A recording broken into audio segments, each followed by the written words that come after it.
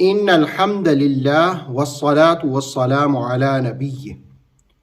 سرنما پتھر سے 12 چشموں کا جاری ہونا اور عصا یعنی ڈنڈے کی طاقت کیا ہوتی ہے. سورہ بقرہ کی آیت نمبر 60 کے ضمن میں ہم ان باتوں کو جانتے ہیں.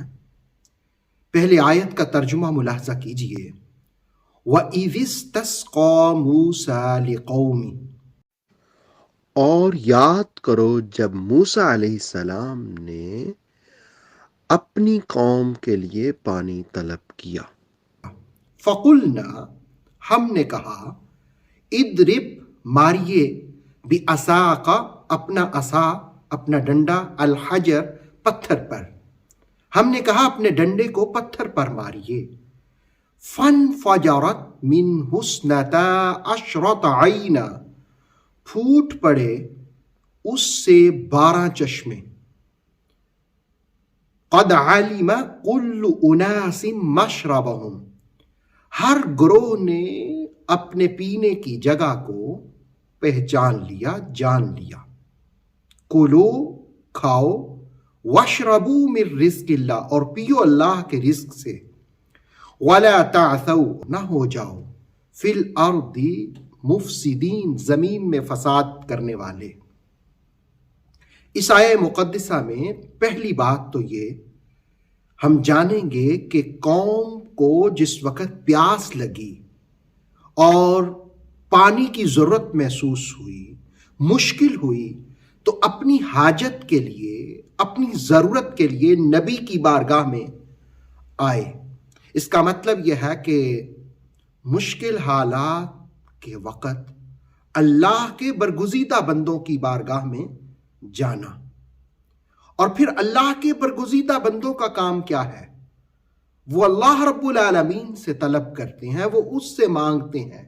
جیسا کہ اس آیت میں کہا کہ وَإِذِ اسْتَسْقَىٰ مُوسَىٰ لِقَوْمِهِ، موسیٰ علیہ السلام نے اپنی قوم کے لیے پانی طلب کیا، پانی مانگا.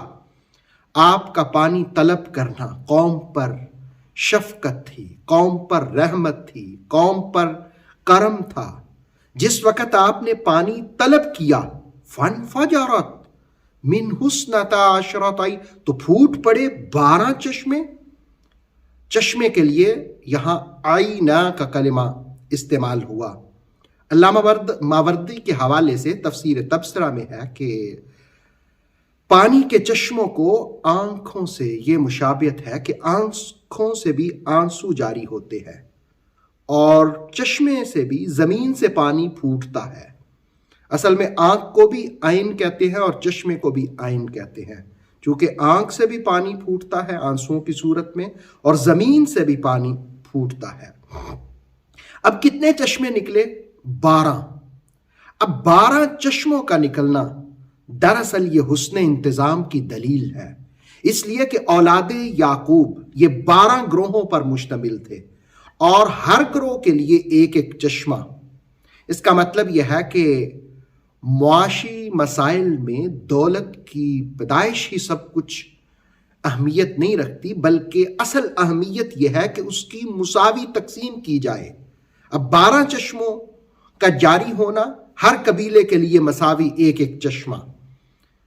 اب ایک اور بات کہ یہ پانی جاری کیسے ہوا؟ یہ موسیٰ علیہ السلام نے پتھر پر عصا مارا.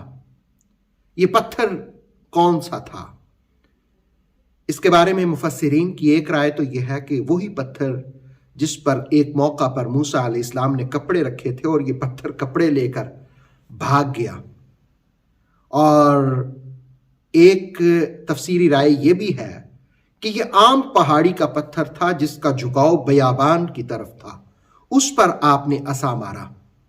اور تیسرا یہ بھی کہ یہ جو پتھر تھا یہ سر کی مانند گول تھا، کوئی بہت بڑا پتھر نہیں تھا، گول پتھر تھا اور اندر سے کھوکھلا تھا. جب بھی پانی کی ضرورت محسوس ہوتی تو موسیٰ علیہ السلام اس پر عصا مارتے اور پانی کے چشمے جاری ہو جاتے.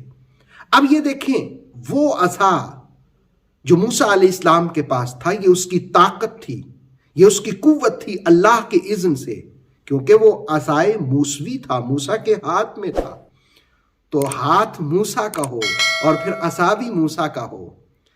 یہ تقریباً حضرت خواجہ حسن بصری رضی اللہ تعالیٰ عنہ فرماتے ہیں کہ یہ آم سے درخت کا تھا، اور بعض نے یہ بھی کہا کہ یہ جنتی آبنوس کا ایک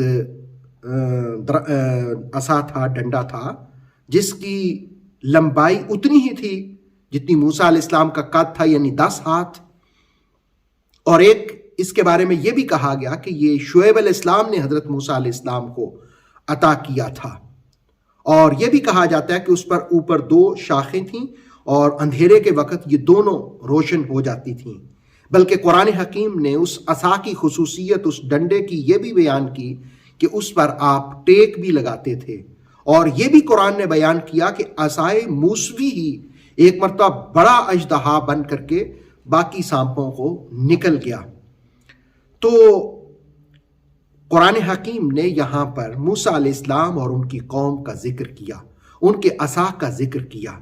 قرآن جو مانتا ہے وہ قرآن کے حقائق کو بھی مانتا ہے، اور جو قرآن کے حقائق کو مانتا ہے وہ آدم علیہ السلام کے خاکی پتلے سے بننے کو بھی مانتا ہے، اور وہ صالح علیہ السلام اور ان کی اونٹنی کو بھی تسلیم کرتا ہے۔ جو نوح کو مانتا ہے وہ نوح علیہ السلام کی کشتی کو بھی تسلیم کرتا ہے۔ جو یوسف علیہ السلام کو مانتا ہے ان کے کرتے اور قمیص کے اعجاز کو بھی مانتا ہے۔ جو ایوب علیہ السلام کو مانتا ہے وہ ان کے پاؤں کے تلے سے پھوٹنے والے چشمے کو بھی مانتا ہے، اور جو موسیٰ علیہ السلام کو مانتا ہے وہ عصائے موسوی پر بھی ایمان رکھتا ہے۔ جو ابراہیم علیہ السلام کو مانتا ہے وہ ابراہیم کے کلہاڑے اور چھری کو اسماعیل کی گردن پر چلانے کو بھی تسلیم کرتا ہے۔ جو عزیر کو مانتا ہے وہ ان کے گدھے پر اعجاز کی نظر بھی ڈالتا ہے۔ جو سلیمان علیہ السلام کو مانتا ہے وہ ان کے تخت کا اعجاز بھی تسلیم کرتا ہے۔ جو یونس کو مانتا ہے اور مچھلی کے پیٹ کا وہ مشاہدہ بھی کرتا ہے۔ جو عیسیٰ علیہ السلام کو مانتا ہے ان کے سارے رنگوں کو بھی یقین رکھتا ہے، ان کے سارے معجزات کو بھی مانتا ہے۔ جو خاتم النبیین محمد رسول اللہ صلی اللہ علیہ وسلم پر ایمان رکھتا ہے اسے مصطفیٰ کی آل کو بھی ماننا ہوتا ہے۔ اس لیے کہ آپ نے فرمایا کہ 2 بھاری چیزیں چھوڑ کے جا رہا ہوں، قرآن اور اپنی اولاد، اپنی عطرت چھوڑ کے جا رہا ہوں، ان سے وابستہ رہو گے تو تم کبھی گمراہ نہیں ہوگے۔ تو قرآن مجید سورہ بقرہ کی اس آیت سے اولاد پیغمبر، اولاد رسول کی عظمت و رفت بھی سمجھی جا سکتی ہے۔ اور دوسری چیز کہ جو چیز نبی سے وابستہ ہو جائے اس کے اندر بھی طاقت آ جاتی ہے، جیسے موسیٰ علیہ السلام کی عصا میں طاقت تھی، قوت تھی۔ اللہ رب العالمین قرآن حکیم کی برکتیں ہم سب کو نصیب فرمائے۔ اوتھینٹک اسلامک نالج کے لیے نور وحی یوٹیوب چینل کو سبسکرائب کیجئے، بیل آئیکن کو بھی لازمی پریس کریں۔ نور وحی کے فیس بک پیج، ٹک ٹاک اور انسٹاگرام کو بھی فالو اور لائک کیجئے تاکہ ہماری ہر نئی آنے والی ویڈیو آپ تک بر وقت پہنچ سکے۔